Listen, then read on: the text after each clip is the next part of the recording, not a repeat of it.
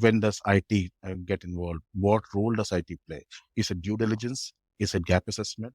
Is it addressing the gaps, or is it taking to the designing the future of the emerged environment? So there are multiple phases that will be there, and then understanding who plays a role at what point is crucial. This is KBcast. Are they completely As a cybersecure? primary target for ransomware campaigns, Is it's used to security and point testing and performance and Governance, scalability. risk and compliance. We can actually automate that. to take that data and use it. Joining me today is Vishwanath Nair, more commonly known as Vish, Head of Cyber, Risk and Compliance from Baptist Care. And today we're discussing the partnership between IT and the business. So Vish, thanks for joining and welcome. Thanks for having me, Carissa. It's fabulous being here. Okay, so before we jumped on, we did say it was about a year or so ago that we probably spoke, and then things happen, and then, you get sort of caught up in delivery of certain things. So I think that I want to get into that a little bit later on the delivery side, but what's your view on where the partnership between IT and business would stand at the moment? Now, depends on who you ask, but I'm really keen to hear your thoughts. Absolutely. This is a very good question. Now, personally, I feel that we are in a very, very crucial phase in the industrial revolution. I feel that business and IT have never been closer. And there are three factors in my mind which I think determine this. One is the number of digital transformation exercises happening across organizations. IT is sometimes leading some of those initiatives as well. So that's one aspect. Data is considered as the fuel for the business operations now, and not something that's a byproduct. So it's essential for IT and business to understand and value that data appropriately. And third, the proliferation of the AI tools in the market. These three factors together, I think, ensure that IT works very closely with the business, is aligned to the strategy and goals, and sort of partner and drive sometimes the outcomes for the business. The other aspect also is that the many of the customers, of our current and the future customers, are very tech savvy. So they are used to using the devices and everything else. So the mode of operations for the business and the way we do business has to adapt to that. And if IT is in a different tangent, it will not serve this purpose. I think these are some of the aspects that I feel leads this close partnership. One very crucial thought that I have is none of these are compliance led or forced due to some regulations. That tells me that this is more longer term relationship that we're developing, and compliance and governance frameworks would then adapt themselves to adopt this kind of a new thinking. So I'm feeling very positive at this point of time.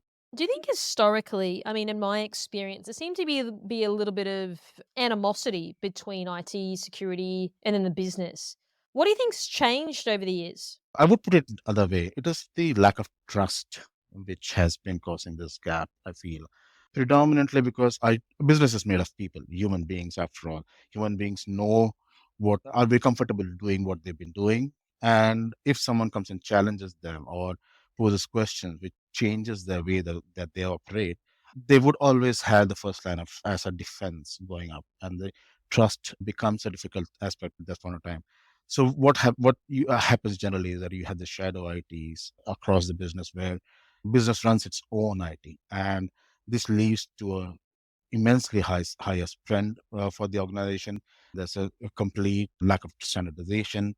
The operational overheads are extremely high, and these things have been happening for long.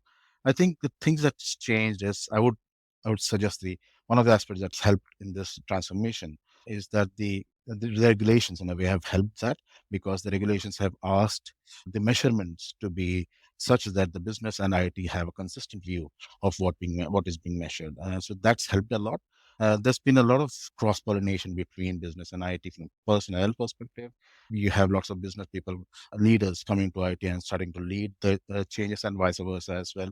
I also feel that the way that business is operating these days with more dependence of IT. For example, if I look at it from a financial industry perspective, there's very less requirement of visiting a branch to get an operations done. So everything can be done using your devices and your applications. That's because the business and IT has worked together such that the business outcomes are delivered using those services, and also helps the environmental goals. So I think there's been lots of changes happening and driving slowly these discussions forward. At the end of the day, it's the bottom line for the organization that matters. So any decisions, any actions that both IT and business take, and which is helping the bottom line, would go longer. I think this has been driving these changes in my view. So going back to your trust comment, so you were saying originally or historically there was a lack of trust. Do you still think that there is somewhat a lack of trust there now, only because of things like constantly going wrong, or there's breaches, or the thing is that people get frustrated because there's a lot of friction that's introduced around MFA and everything like that. It's annoying for certain employees as they see it as an additional thing that they've got to do. So do you think that maybe there is trust and there it's still there, but it's sort of like people's perception of security has changed? So maybe the trust is there. Maybe now people are feeling more annoyed because they feel like they're slowed down a lot. Yes, of course, that is a matter. But as I said, going back to this, the initial statement that I meant, business is driven by people, by human beings. So every human being have that different thresholds for accepting change. With the threat landscape changing so constantly, the security controls are also trying to keep abreast with those changes. This obviously introduces a huge amount of disruption in the way that people operate. So adoption of technology such as multi-factor authentication, or deciding what applications they could use on the devices, and whom to call at what point of time, and all those kinds of restrictions do come in. And it all depends on how these changes are being communicated. The changes are required to operate in the current threat scenario to ensure that the organization is sustainable and is able to go forward with its goal. So the changes are required, but the way that it is communicated, modularized, and sort of you show the benefits of these changes rather than the impact of these changes is something that needs to be required. Now, the best way that cyber professionals do this is obviously try to link your work profile and your personal profile. So when you're messaging changes for multi-factor authentication, you try to liken it to the impact that cyber impact would have on your personal life. And you try to say that, okay, you don't want to lose your personal information. You would need to protect the information that you're managing at your workplace. So bringing in a different way of communicating, working with them, co-designing it, and collaborating, I think the changes is the best way forward. And this is not going to stop because the threat landscape is going to change. There will be more fatigue introduced by the existing technology, which will be replaced by something else in the future.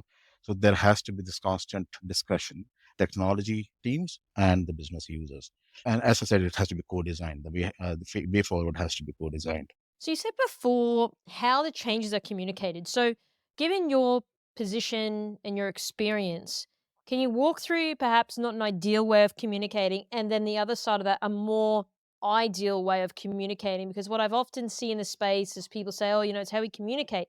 But do you have any sort of examples that you can share? Each organization needs to do some budgeting for the cost for IT controls and show why you're spending this fund. The other aspect is we also need to show how the returns on investment are being achieved. So we have lots of reporting going back to the business showing what we're doing with that funding. But this discussion generally don't really gel well with the organizations because the business has a different view of what's happening, what's required, and the IT might not be getting to that view at all. So the ways that I have personally tried out in the past, some of the tips that I would suggest is one is rather than view IT viewing it as an application or a system, we need to start looking at it as a service that is being rendered. So what that means is the IT service is part of the business service, and there's always an upstream and a downstream impact of that service. When you're looking at it as a service has a customer or sets of customers, and it has some suppliers and service providers. So you're sort of expanding the ecosystem. By looking at it as just an application, you're not having that view at all.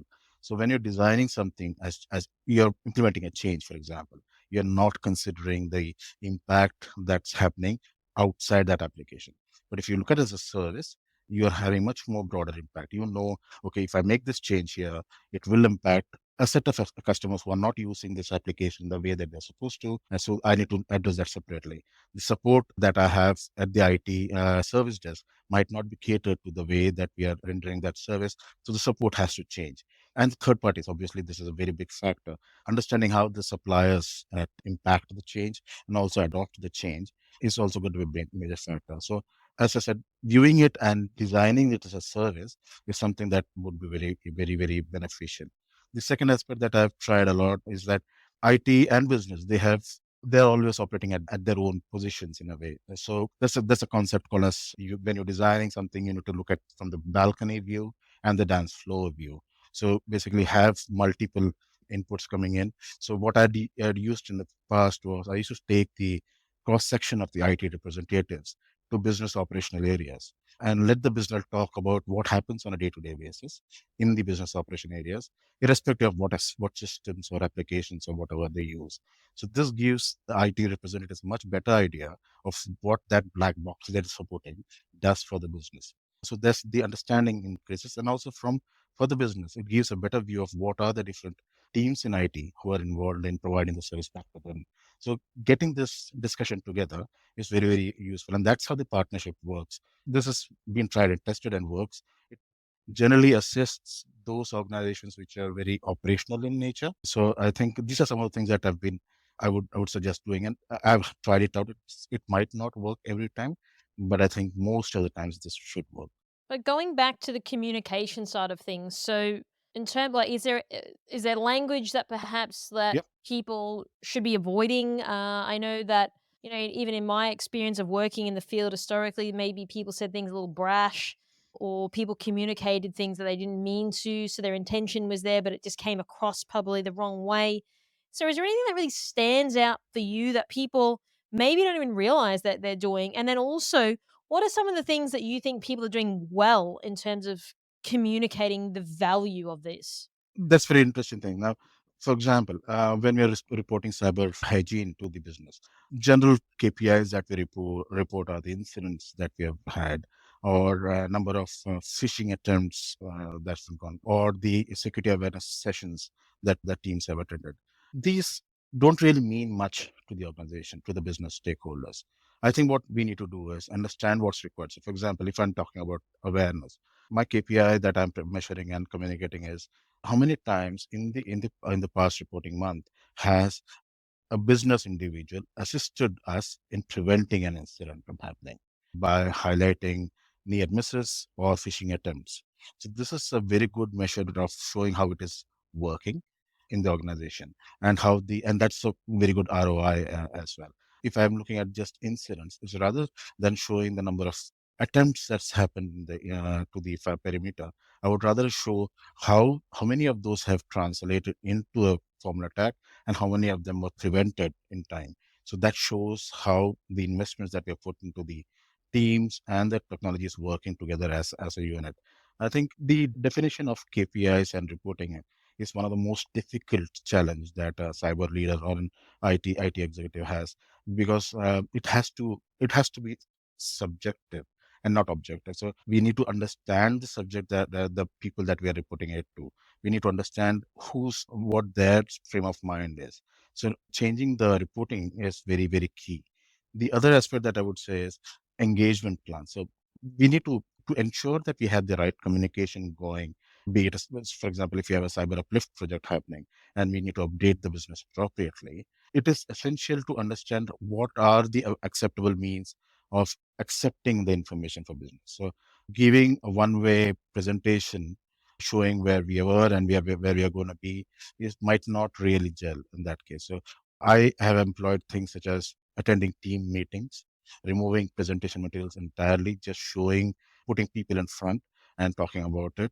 Or I get industry experts come and talk about what's happening in the industry and sort of give a view of how we are benchmarked against them. And that's what the executives really like to know. I think what's required is a bit of thinking outside the box of how the communications should happen, which is very, very key. And it has to be contextual, it has to be concise, and it has to be clear. I think otherwise we'll lose a game completely and we'll lose the stakeholders. It's a never-ending thing, and I don't think anyone has the right solution for it. Everyone has to develop their own ways of doing it. So, when you say clear, would you say at times people in this space can get very detailed very quickly and then people seem to get lost about what this person's talking about? I've seen that happen a lot. Is that what you mean by clear? Yes.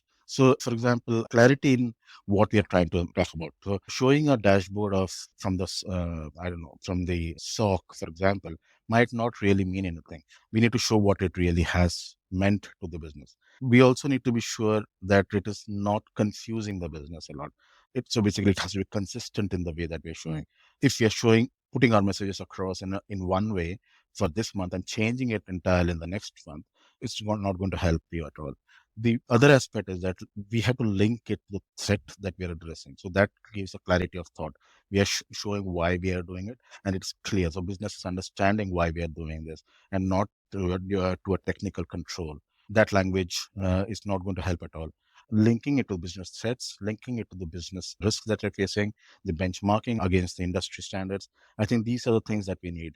Also, avoiding technical jargons, and we are very accustomed to using acronyms. We have to stop using the short forms. We use the entire terms.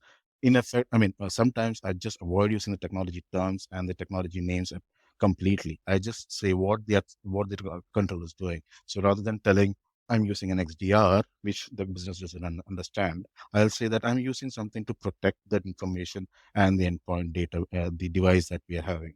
So change the language, make it more understandable. It's a very easy thing to say, but it's extremely difficult to implement in my view. So then, in terms of everything that you discussed, which is important, right? How would you advise then to build a closer working relationship? Because as you said, there's a lot of things going on, a lot of new projects. You know, the business is very, very heavily involved with IT and security professionals, even more so than before. But is there anything else that you would sort of add that people can build on with the business? I think what the business would really like to have is a platform where business and IT partners can sit together and discuss on what's happening now and in the future. So having that seamless interactions and the platform which is enabling that seamless interaction is very, very essential. That's the number one thing that I would say. Second thing that I would mention is bidirectional transparency and continuous assurance that we are working together. So both parties need to be very open in the way that they're discussing. So if there's any hidden aspects, such as there's some technology that's coming up in the future, which we don't want to talk about it right now, but that can impact the business, is not the right way of starting. So rather than doing that, just understand and be upfront. These are the things that we want to do in the future. This can impact you this way, and it can also help you in such a way. So that's something that we could do. The other thing that I think we should be very conscious of is that business needs an early warning system. So how do we work on that together? How do we identify what can go wrong? What has gone wrong in the industry in the past? And how can that factor into your discussions and your future plans? I think that's very, very crucial for them. I mean, all of us have that issue of being in a silo and working in a rat. We tend to ignore what's happening outside. Getting that view into our discussions is very, very essential. We also need to ensure what are the minimum baseline controls which are non-negotiable, so that we cannot go ahead and implement something in the business or start thinking of something without having this minimum baseline controls. This ensures that you have sufficient and necessary controls and security in place when you're doing launching into an activity. I think that is it's all about the engagement model. Engaging the right teams at the right time with the right information will only then can we have the right outcomes. So you said engaging the right teams at the right time. How does someone know if they're at the right time? Is there any sort of indicators or? It depends on the process. Now, for example, if you're doing an M&A, merger and acquisition, for example, so the merger and acquisition starts off with the business goal of expanding, having organic growth. So in this case, how do we know which parties need to be engaged?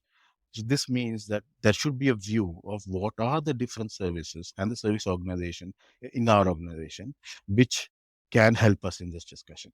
So having a clear view of the existing catalog of services is essential, and understanding how those services would impact my M&A activity is going to be is essential. So when you're planning the life cycle of the M&A, we know which team has to be involved at what time.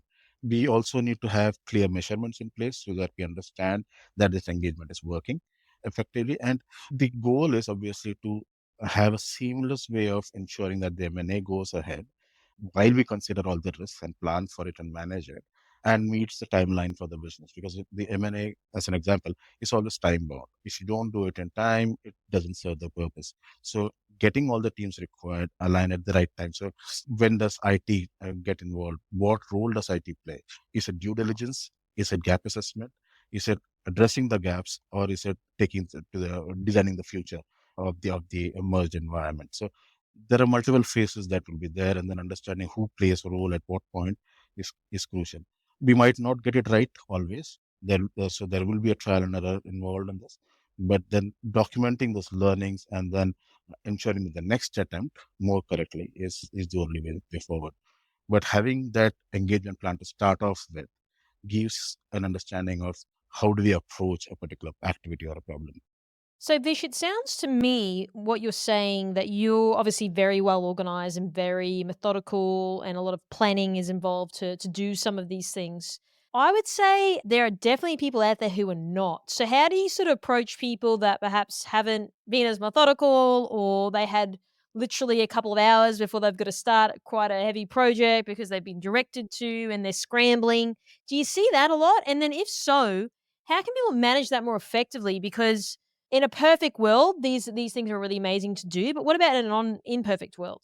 I mean, to get to the perfect end, it started with an imperfect world. So it's always fine tuning and learning and improving that's required. That continuous learning, continuous improvement is essential.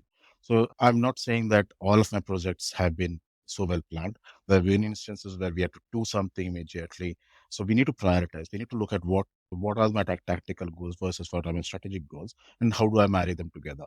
That is essential. We need to look at what are the key risks that we are managing.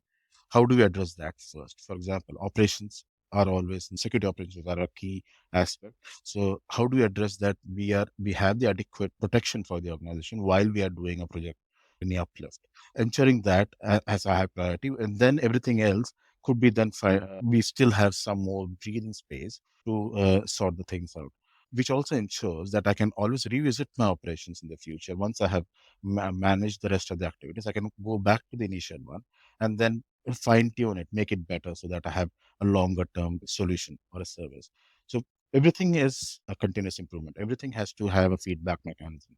If you stop learning and accepting what you have from your learns, from your mistakes, I think that's when the organization stops and the individual also stops growing.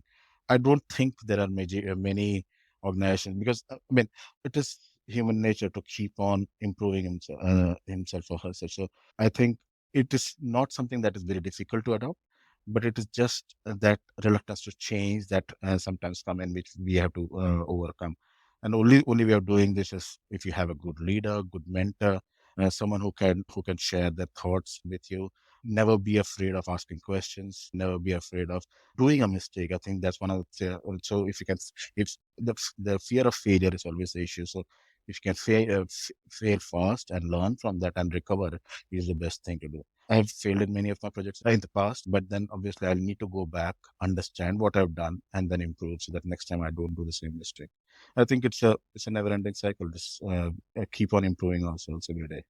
So going back to the feedback mechanism, so I have a question around that. Now, I go to a lot of industry events, as you know, and sometimes people ask me for feedback, but then sometimes I don't know if they like the feedback. So, how do you set it up where you want people to give you feedback, but then people can't necessarily be offended by the feedback? How do you find that balance? Because then, like you said, if you don't have the feedback, you can't get better. But then equally, you may not get the feedback that you are hoping for, and people may be critical or negative. So, how do you balance that out from a team perspective? It's an interesting one. And I think the one thing that has worked for me in the past, and I continue doing that, is having that 360-degree feedback. So rather than seeking feedback from someone who we know will be giving us good feedback, let's go and be a bit more brave and ask feedback from someone who's not worked with us quite well in the past. So that will help us identify what are the gaps. Taking it outside your team for a change, going to your supplier partners, your business stakeholders, and asking them on the feedback is something that I have done in the past. The thing that we can't enforce is we can't enforce someone accepting our feedback. That's something that individual has to do. But if you have providing a mechanism of sharing open feedback, The other aspect is also we don't need to enforce, just seek the feedback for that, just for that purpose. It has to be, there has to be intent behind it. So that's something that an individual also needs to learn. So I have always gone outside my HR system and asked for feedback, and I keep it outside the HR system because sometimes HR systems might not have that kind of mechanism. So I use it for my own personal improvement, and I would rather put the outcomes into the HR system as a measure. So we need to work to that way. Sometimes people might not give us feedback or might just delay seeking. So that's something that you need to understand as well. So either you stop asking feedback from such persons in the future, or just have an open discussion on why they can't provide the feedback. So I think it's all about being open and engaging and having a conversation. Okay, so now I want to sort of slightly shift gears for a moment. So you say you can achieve better business outcomes by driving better service delivery. So I want to get into this because I want to understand how or what are the mechanisms for that, and what does this sort of look like in your eyes? I worked in an airline industry earlier, and in my view, that's one of the best industries for an individual to work in, simply because you have an opportunity to work with the customers directly, and the actions that you do has a direct impact on the outcomes. So, if I take the baggage systems in the airline industry, none of the airline would give 100% KPI or assurance that your baggage would follow you when you're traveling. That's not possible always. You would always have lost baggage issues. The intent is always obviously to have that as at a very minimal as possible. So if the intent is to say, if the target is 80% of baggage traveling with the passenger, how do I ensure that I'm not going beyond 80, or going below 80, or I'm improving that? So for that to happen, what needs to happen is that the business service delivery teams and the IT teams, which is supporting that business service, as I said, going back to the previous discussion of viewing it as a business service and not as an application or a system, work together and identify what are the areas where there might be single points of failures, or there might be latency coming in, and how do we try together to measure and manage that. So for example, if there is one server which is doing the scheduling of people who are working on the baggage systems or baggage handling systems, how that server going down can impact the entire rostering of the team. So that is nothing to do with the baggage system at all, but the people who are managing that system. So how do I ensure that that component, which is a single server, doesn't cause a disruption? So we plan for resiliency for that and everything else. So this drives the funding discussions to a much more effective level, and then the service delivery is directly improved.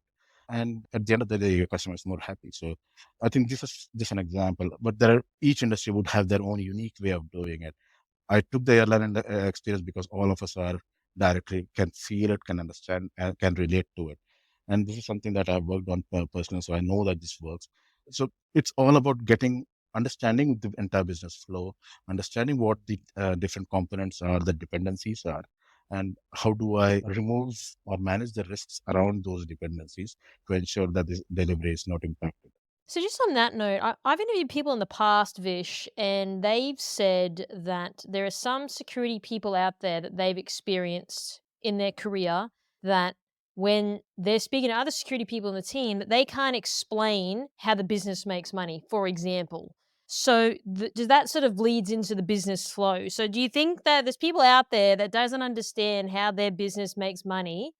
They should probably understand that in terms of a better service delivery, but it also gives a holistic view, like you said, on the business flow. Have you experienced that as well? Because, like you said, sometimes people do operate in silos, right? And sometimes things can be missed because it's a big corporation and you sort of feel like a cog in the wheel. You can't really see things moving as substantially, perhaps. So, have you seen that before?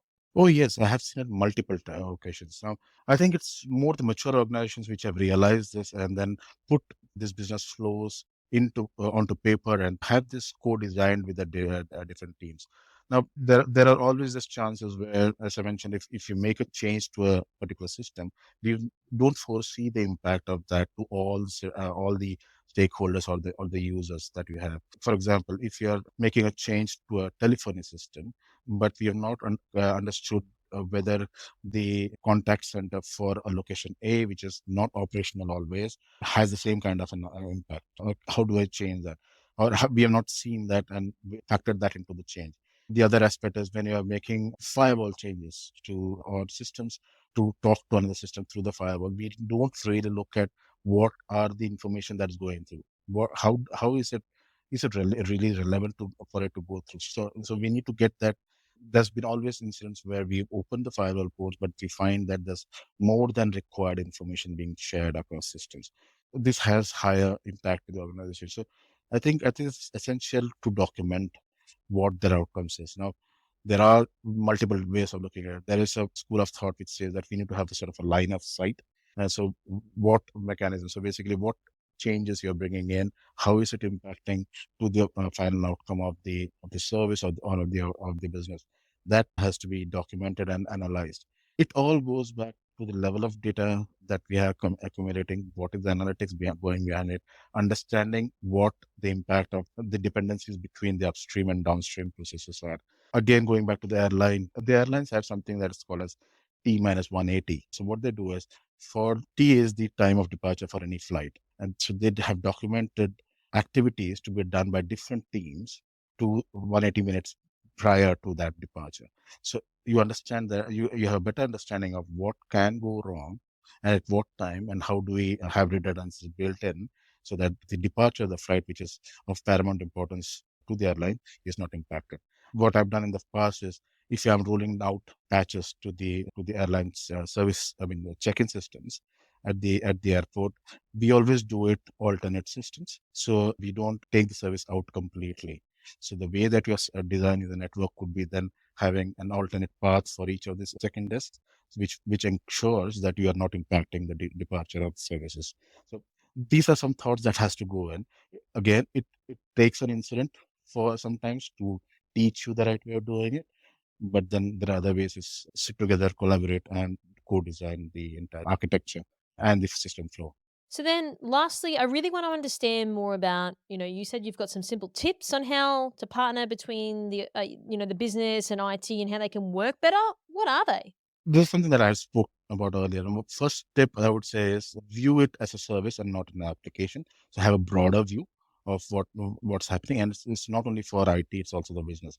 Business also needs to look at it at a much broader view of what are the different people, teams involved in rendering the services.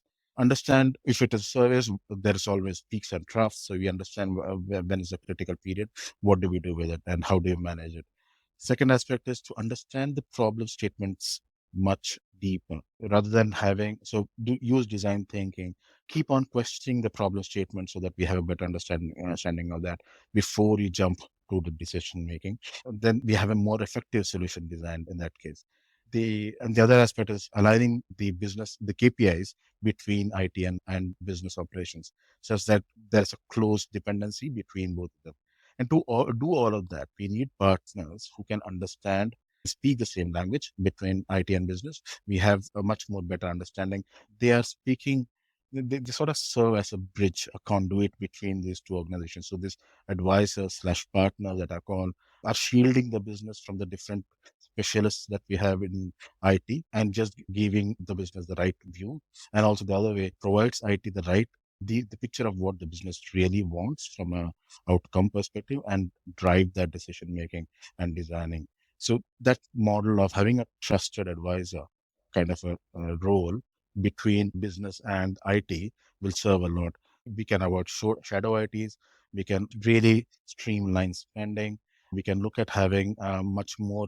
The cyber hygiene improves tremendously because the business understands why the cybersecurity teams are asking questions that they are asking, and there's a better adoption of the technology as well. So I think having that trusted advisor role, in my view, or a business partner role, would be very essential for the success of such an engagement. I think it was a really good summary on just recapping some of the main points that you discussed. So then, do you have any closing comments or final thoughts you'd like to leave our audience then, Vish? I had been doing some bit of reading on this for some years now. Now, I'll just talk a bit about how the medical industry has worked. If you notice, there are more specialists in the industry than the general physicians. So I did a study had said that there are more specialists than and 40% general physicians. And the issue, I mean, obviously, it's more lucrative for an individual to become a specialist because individually you can make more money. But the issue is that with lesser physicians, general physicians, you have a lesser holistic health management of an individual or of a family. So that personal touch and understanding the human being is getting lost. Similar thing can happen for any organization if you have many specialists who are directly working with business and driving change on their own behalf, but not keeping the whole holistic goal in mind. So we need to have those business partner kind of people who work very closely with experts such as cybersecurity and translate the changes, the ideas that cybersecurity teams are bringing in to the business and showing the positive impacts of it, and also serve as a feedback mechanism. I think that's the only way that this partnership would really help the organization a lot in the long run. And I really believe that will have this tribe of trusted advisors growing in the future, which is much more beneficial for the organization rather than having a load of functions who are just doing their individual activities and taking their own individual agendas forward. We need that layer to help the business and the organization together.